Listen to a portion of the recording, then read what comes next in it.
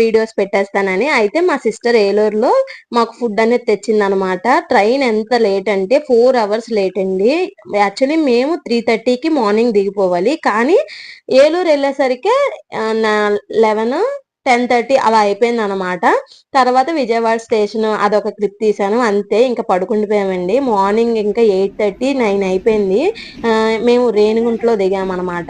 దిగేసి ఇంకా మా బాబుని కిందకి దింపేసి ఒక దగ్గర నించున్నాం మేమిద్దరం. మా హస్బెండ్ అయితే వాటర్ బాటిల్స్ 2 తెస్తున్నారనమాట. తెచ్చి ఇంకా ఫేస్ వాష్ చేసేసుకొని ఇంకా వెళ్ళిపోదాం రేణిగుంట నుంచి తిరుపతి అని అర్థమైపోయి ఉంటది అందరికి. మేము తిరుపతి అయితే వచ్చామండి. తిరుపతి వెళ్ళాము, వచ్చాము కాదు.